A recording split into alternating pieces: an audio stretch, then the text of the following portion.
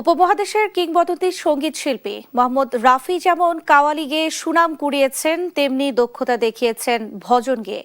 এমন মন্তব্য করেছেন বাংলাদেশে নিযুক্ত ভারতীয় হাই কমিশনার দীনেশ ত্রিবেদী। বৃহস্পতিবার সন্ধ্যায় ভারতীয় হাই কমিশনের এমপি হলে মোহাম্মদ রাফির সম্মানে সঙ্গীত সন্ধ্যায় তিনি বলেন, শিল্প সঙ্গীতের কোনো দেয়ার থাকে না, এটি মানুষের মধ্যে ঐক্য তৈরি করে। মৃত্যুর ৪৬ বছর পরও সুরসঙ্গীতে জীবন্ত মোহাম্মদ রাফি।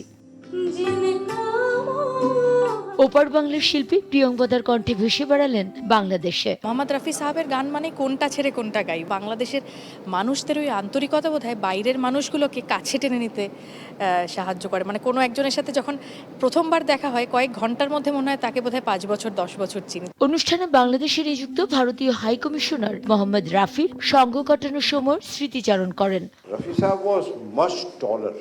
ও ভজন গেয়েছিল, মনে তড়পত হরি দর্শন কো আজ, যেমনি জনি ওয়াকারের একটা গান করেছিল, সর জো তেরা চকরায় ইয়া দিল ডুবা যায়। শিল্প সঙ্গীতের কোনো ধর্ম, বর্ণ, গোত্র নেই বলেও মন্তব্য করেন তিনি। Beyond boundaries. সঙ্গীত ও শিল্প সকলের, এর কোনো জাতি, ধর্ম, বর্ণ বা গোত্র থাকে না, এটাই আমাদের সংস্কৃতি।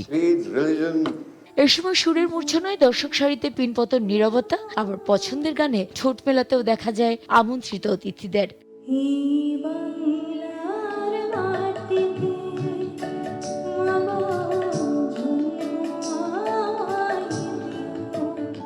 সুমনা সুমি, দেশ টিভি, ঢাকা।